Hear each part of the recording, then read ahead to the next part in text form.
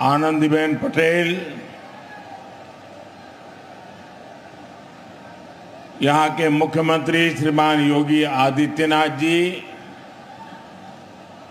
उप मुख्यमंत्री केशव प्रसाद मौर्य, ब्रजेश जी पाठक, केंद्रीय मंत्रिमंडल के मेरे सहयोगी जितिन प्रसाद जी, पंकज चौधरी जी, यूपी सरकार के मंत्रीगण, सांसद और विधायकगण, अन्य जनप्रतिनिधि और विशाल संख्या में पधारे हुए मेरे प्यारे भाइयों और बहनों,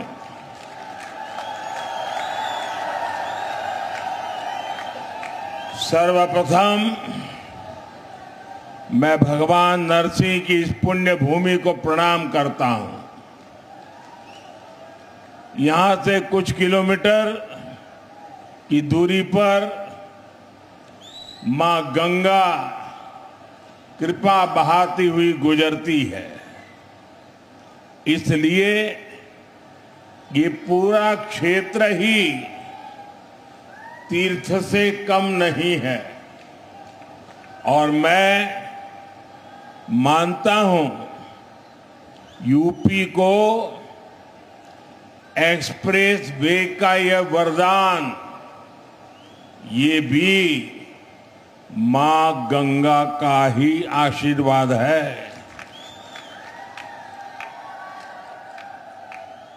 अब आप कुछ ही घंटों में संगम भी पहुंच सकते हैं और काशी में बाबा के दर्शन करके भी वापस आ सकते हैं। साथियों,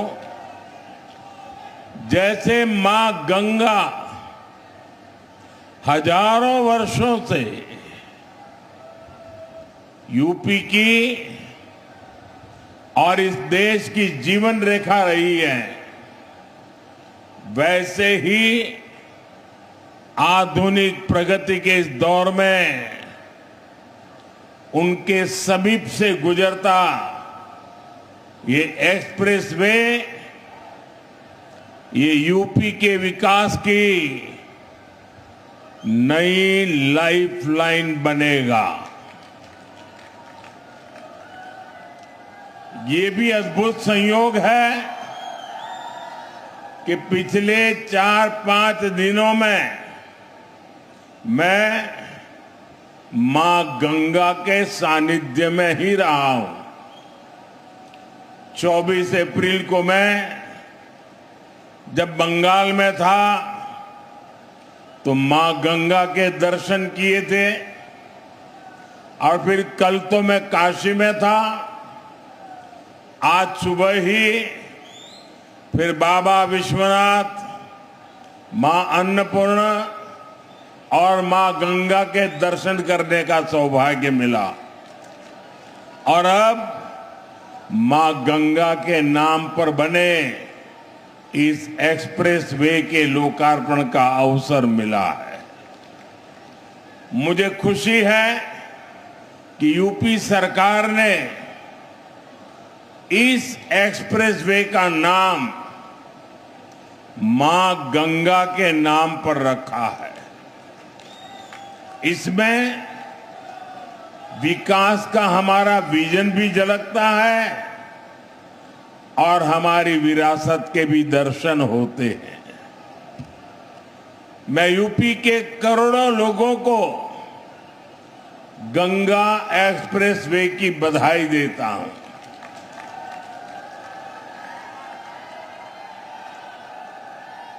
साथियों, आज लोकतंत्र के उत्सव का भी एक अहम दिन है। बंगाल में इस समय दूसरे चरण का मतदान हो रहा है और जो खबरें आ रही हैं उनसे पता चलता है कि बंगाल में भारी मतदान हो रहा है। पहले चरण की तरह ही जनता वोट देने के लिए बड़ी संख्या में घरों से निकल रही है। लंबी लंबी कतारों की तस्वीरें सोशल मीडिया में छाई हुई है। पिछले 6-7 दशक में जो नहीं हुआ, जिसकी कल्पना भी मुश्किल थी, वैसे निर्भीक वातावरण में बंगाल में इस बार वोटिंग हो रहा है। लोग भय मुक्त होकर वोट दे रहे हैं। ये देश के संविधान और देश के मजबूत होते लोकतंत्र का पुण्य प्रतीक है। मैं बंगाल की महान जनता का आभार व्यक्त करता हूं कि वो अपने अधिकार के प्रति इतनी सजग है, बड़ी संख्या में वोटिंग कर रही है। अभी वोटिंग खत्म होने में कई घंटे बाकी है। मैं बंगाल की जनता से आग्रह करूंगा कि लोकतंत्र के इस पर्व में ऐसे ही उत्साह से भाग लें। साथियों, कुछ समय पहले जब बिहार में चुनाव हुए तो बीजेपी एनडीए ने प्रचंड जीत दर्ज की थी, एक इतिहास रच दिया था। अभी अभी कल ही गुजरात में महानगर पालिका, नगर पालिका, जिला पंचायतें, नगर पंचायतें, तहसील पंचायत, इन सब के चुनाव के नतीजे आए हैं। और आप मेरे उत्तर प्रदेश वासियों को खुशी होगी, 80 से 85% नगर पालिका और पंचायतों भाजपा ने जीत ली है।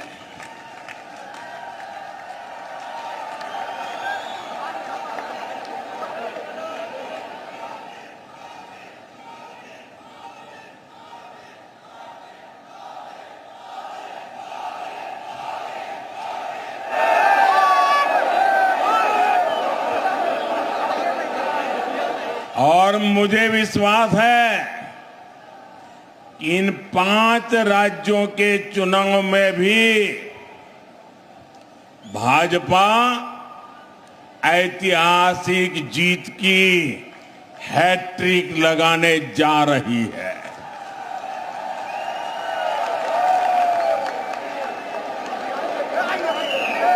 चार मई के नतीजे विकसित भारत के संकल्प को मजबूत करेंगे, देश के विकास की गति को नई ऊर्जा से भरेंगे। साथियों, देश के तेज विकास के लिए हमें तेजी से आधुनिक इंफ्रास्ट्रक्चर का भी निर्माण करना है। दिसंबर 2021 में गंगा एक्सप्रेसवे का शिलान्यास करने मैं शाहजहांपुर आया था। अभी 5 साल से भी कम समय हुआ है और आप देखिए, देश के सबसे बड़े एक्सप्रेसवेज में शुमार यूपी का सबसे लंबा ग्रीन कॉरिडोर एक्सप्रेसवे ये 5 साल के भीतर भीतर बनकर तैयार हो गया है।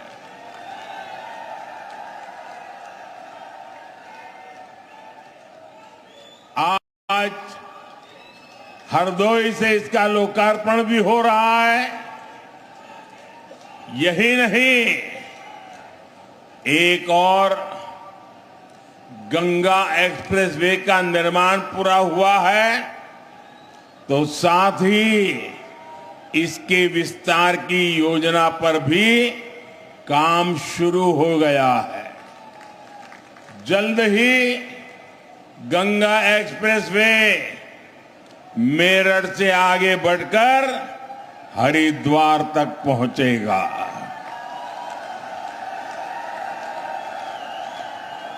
इसके और बेहतर उपयोग के लिए फर्रुखाबाद लिंक एक्सप्रेसवे का निर्माण कर इसे अन्य एक्सप्रेसवे से भी जोड़ा जाएगा। ये है डबल इंजन सरकार का विजन। ये है भाजपा सरकार के काम करने की स्पीड। ये है भाजपा सरकार के काम का तरीका। भाइयों बहनों, कुछ ही दिन पहले मुझे दिल्ली देहरादून एक्सप्रेसवे के लोकार्पण का अवसर मिला था। तब मैंने कहा था कि नए बनते एक्सप्रेसवे विकसित होते भारत की हस्तरेखाएं हैं और ये आधुनिक हस्तरेखाएं आज भारत के उज्जवल भविष्य का जयघोष कर रही है। साथियों, अब वो दौर चला गया जब एक सड़क के लिए दशकों तक इंतजार करना पड़ता था। एक बार घोषणा हो गई तो वर्षों तक फाइलें चलती थी। चुनाव के लिए पत्थर लग जाता था, उसके बाद सरकारें आती रहती थी, जाती रहती थी, लेकिन काम का कुछ अता पता नहीं लगता था। कभी कभी तो पुराने फाइलें ढूंढने के लिए बड़े बड़े अफसरों को 2-2 साल तक मेहनत करनी पड़ती थी। डबल इंजन सरकार में शिलान्यास भी होता है और तय समय में लोकार्पण भी हो करके रहता है। इसलिए ही आज यूपी के एक्सप्रेसवे से भी ज्यादा रफ्तार अगर कहीं है तो वो यूपी के विकास की रफ्तार ही है। साथियों, वो एक्सप्रेसवे केवल एक हाई स्पीड सड़क नहीं है, ये नई संभावनाओं का, नए सपनों का, नए अवसरों का गेटवे है। गंगा एक्सप्रेसवे करीब 600 किलोमीटर लंबा है। पश्चिमी यूपी में मेरठ, बुलंदशहर, हापुड़, अमरोहा, संभल और बदायूं, मध्य यूपी में शाहजहांपुर, हरदोई, उन्नाव, रायबरेली, पूर्वी यूपी में प्रतापगढ़ और प्रयागराज, इनके आसपास के दूसरे जिले गंगा एक्सप्रेसवे, इससे इन इलाकों के करोड़ों लोगों का जीवन बदलेगा। साथियों, इन क्षेत्रों को गंगा जी और उनकी सहायक नदियों की उपजाऊ मिट्टी का वरदान मिला है, लेकिन पहले की सरकारों ने जिस तरह किसानों की उपेक्षा की, उसके कारण किसान परेशानियों के में ही घिर करके रह गए। यहां के किसानों की फसलें बड़े बाजारों तक नहीं पहुंच पाती थी, कोल्ड स्टोरेज की कमी थी, लॉजिस्टिक का अभाव था, किसानों को उनकी मेहनत का सही मूल्य नहीं मिलता था। अब उन कठिनाइयों का समाधान भी तेजी से होगा। गंगा एक्सप्रेसवे से कम समय में बड़े बाजारों तक पहुंच मिलेगी। यहां खेती के लिए जरूरी इंफ्रास्ट्रक्चर का विकास होगा। इससे हमारे किसानों की आय बढ़ेगी। साथियों, गंगा एक्सप्रेसवे यूपी के एक छोर को दूसरे छोर से तो जोड़ता ही है, ये एनसीआर की असीम संभावनाओं को भी करीब लाएगा। गंगा एक्सप्रेसवे पर गाड़ियां तो दौड़ेगी ही, इसके किनारे नए औद्योगिक अवसर विकसित होंगे। इसके लिए हरदोई जैसे दूसरे जिलों में इंडस्ट्रियल कॉरिडोर विकसित किए जा रहे हैं। इससे हरदोई, शाहजहांपुर, उन्नाव समेत सभी 12 जनपदों में नए उद्योग आएंगे।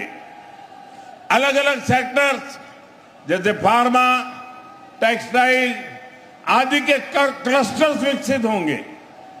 युवाओं के लिए रोजगार के नए अवसर भी तैयार होंगे। साथियों, हमारे ये युवा मुद्रा योजना और ओडीओपी जैसी योजनाओं को उसकी ताकत से खुद भी नए नए कीर्तिमान गढ़ रहे हैं। यहां छोटे उद्योग, एमएसएमई को बढ़ावा मिल रहा है। बेहतर कनेक्टिविटी की सुविधा से उनके लिए भी नए रास्ते खुलेंगे।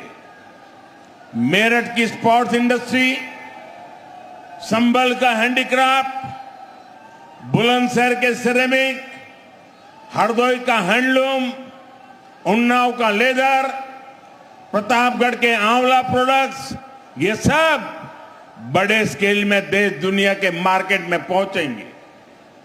लाखों परिवारों के इससे आमदनी बढ़ेगी। आप मुझे बताइए, क्या पुरानी सरकार में हरदोई, उन्नाव जैसे जिलों में इंडस्ट्रियल कॉरिडोर बनाने की कल्पना तक हो सकती थी क्या? हमारे हरदोई से भी एक्सप्रेसवे गुजरेगा, ये कोई सोच सकता था क्या कभी? ये काम केवल भाजपा सरकार में ही संभव है। साथियों, पहले यूपी को पिछड़ा और बीमारू प्रदेश कहा जाता था, वही उत्तर प्रदेश आज $1 ट्रिलियन की इकोनॉमी बनने के लिए आगे बढ़ रहा है। ये एक बहुत बड़ा लक्ष्य है, लेकिन इसके पीछे उतनी ही बड़ी तैयारी भी है, क्योंकि यूपी के पास इतनी असीम क्षमता है। देश की इतनी बड़ी युवा आबादी का पोटेंशियल यूपी के पास है। इस ताकत का इस्तेमाल हम यूपी को मैन्युफैक्चरिंग हब बनाने के लिए कर रहे हैं। यूपी में नए उद्योग और कारखाने लगेंगे। यहां जब बड़ी मात्रा में निवेश आएगा, तभी यहां आर्थिक प्रगति के दरवाजे खुलेंगे, युवाओं के लिए रोजगार के अवसर पैदा होंगे। भाइयों बहनों, इसी विजन को केंद्र में रखकर बीते वर्षों में लगातार काम हुआ है।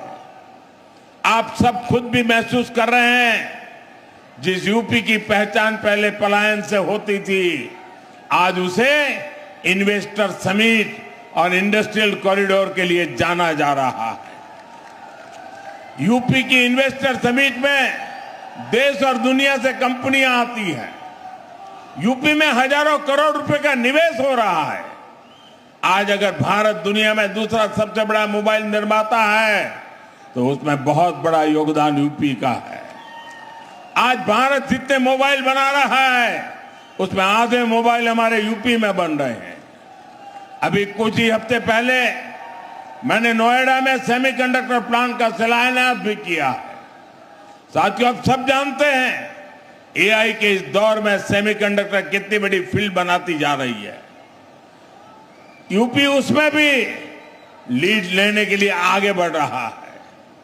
भविष्य में असीम अवसरों वाला बहुत बड़ा क्षेत्र यूपी के लोगों के लिए खुल रहा है। साथियों, उत्तर प्रदेश का औद्योगिक विकास आज भारत की सामरिक ताकत भी बन रहा है। आज देश के 2 डिफेंस कॉरिडोर में से एक यूपी में है। बड़ी बड़ी डिफेंस कंपनियां यहां अपनी फैक्ट्री लगा रही है। ब्रह्मोस जैसी मिसाइलें, जिनका लोहा दुनिया मानती है, आज वो यूपी में बन रही है। रक्षा उपकरणों के निर्माण में जो छोटे छोटे पार्ट चाहिए होते हैं उनकी सप्लाई के लिए एमएसएमई को काम मिलता है। इसका बहुत बड़ा लाभ उत्तर प्रदेश के एमएसएमई सेक्टर को हो रहा है। छोटे छोटे जिलों में भी अब युवा बड़े बड़े उद्योगों से जुड़ने का सपना देख सकते हैं।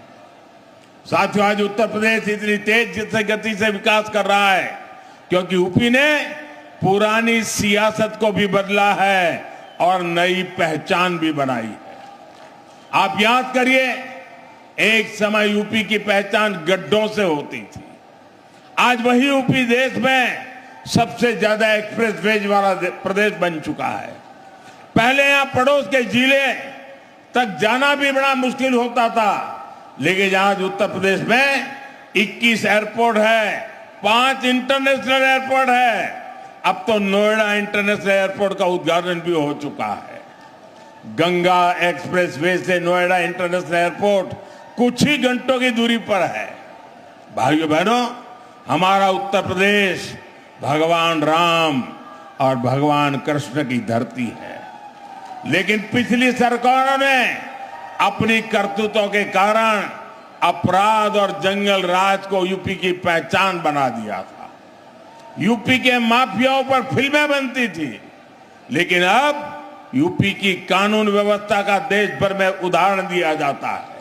भाइयों बहनों, संसाधनों का बंदरबाट करने वाले जिन सिपाहियों के हाथ से सत्ता गई है, उन्हें यूपी की ये प्रगति पसंद नहीं आ रही है। वो एक बार फिर यूपी को पुराने दौर में धकेलना चाहते हैं। वो एक बार फिर समाज को बांटना और तोड़ना चाहते हैं। साथियों, समाजवादी पार्टी विकास विरोधी भी है और नारी विरोधी भी है। अभी बीते दिनों देश ने एक बार फिर सपा और कांग्रेस जैसी पार्टियों का असली चेहरा देखा है। केंद्र की एनडीए सरकार संसद में नारी शक्ति वंदन संशोधन लेकर आई थी। अगर ये संशोधन पास हो जाता तो साल 2029 के चुनाव से ही महिलाओं को विधानसभा और लोकसभा में आरक्षण मिल जा। बड़ी संख्या में हमारी माताएं बहनें सांसद विधायक बनकर दिल्ली लखनऊ पहुंचती, वो भी किसी और वर्ग की सीटें कम हुए बिना। लेकिन सपा ने इस संशोधन बिल के खिलाफ वोट किया। साथियों, इस बिल से सभी राज्यों की सीटें भी बढ़ती है। हमने संसद में साफ साफ कहा था सभी राज्यों की सीटें एक ही अनुपात में बढ़ेगी, लेकिन यूपी को गाली देकर पॉलिटिक्स करने वाली डीएमके जैसी पार्टियां, उन्हें इस बात पर आपत्ति थी कि यूपी की सीटें क्यों बढ़ेगी। आप देखिए, समाजवादी पार्टी संसद में उन्हीं के सुर में सुर मिला रही थी। ये सपा वाले यहां से आपके वोट लेकर संसद जाते हैं और संसद में यूपी के लोगों को गाली देने वालों के साथ खड़े हो जाते हैं। इसलिए यूपी के लोग कहते हैं समाजवादी पार्टी कभी सुधर नहीं सकती है। ये लोग हमेशा महिला विरोधी राजनीति ही कर रहेंगे। ये हमेशा तुष्टिकरण और अपराधियों के साथ खड़े रहेंगे। सपा कभी भी परिवारवाद और जातिवाद से ऊपर उठ नहीं सकती। ये लोग हमेशा विकास विरोधी राजनीति करेंगे। यूपी को सपा और उसके सहयोगियों से सावधान रहना है। साथियों, आज देश एक ही संकल्प लेकर आगे बढ़ रहा है, विकसित भारत का संकल्प। इस संकल्प को पूरा करने में उत्तर प्रदेश की बहुत बड़ी भूमिका है। आप सब देख रहे हैं आज पूरी दुनिया कैसे युद्ध, अशांति और अस्थिरता में फंसी हुई है। दुनिया के बड़े बड़े देशों में हालत खराब है, लेकिन भारत विकास के रास्ते पर उसी रफ्तार से आगे बढ़ रहा है। बाहर के दुश्मनों को ये पसंद नहीं आ रहा। भीतर बैठे कुछ लोग भी सत्ता की भूख में भारत को नीचा दिखाने की कोशिश में लगे हैं। फिर भी हम न केवल सुरक्षित है, बल्कि विकास के नए नए कीर्तिमान भी गढ़ रहे हैं। हम आत्मनिर्भर भारत का अभियान को आगे बढ़ा रहे हैं। हम आधुनिक से आधुनिक इंफ्रास्ट्रक्चर का निर्माण कर रहे हैं। गंगा एक्सप्रेसवे इसी दिशा में एक और मजबूत कदम है। मुझे विश्वास है गंगा एक्सप्रेसवे जिन संभावनाओं को हमारे दरवाजे तक लेकर आएगा, यूपी के लोग अपने परिश्रम और अपनी प्रतिभा से उन्हें साकार करके रहेंगे। इसी संकल्प के साथ आप सभी को एक बार बहुत बहुत बधाई, बहुत बहुत धन्यवाद। भारत माता की, भारत माता की। वंदे वंदे वंदे वंदे वंदे। बहुत बहुत धन्यवाद। तो गंगा एक्सप्रेसवे की सौगात आज उत्तर प्रदेश को मिल गई है। प्रधानमंत्री मोदी का जन संबोधन भी देखने को मिला। इस दौरान तमाम बड़ी बातें प्रधानमंत्री मोदी ने यहाँ पर कही। कांग्रेस सपा दोनों ही दल महिला विरोधी है, ये भी प्रधानमंत्री मोदी की तरफ से कहा गया। विपक्ष पर जमकर निशाना साधते भी प्रधानमंत्री मोदी नजर आए। विपक्षी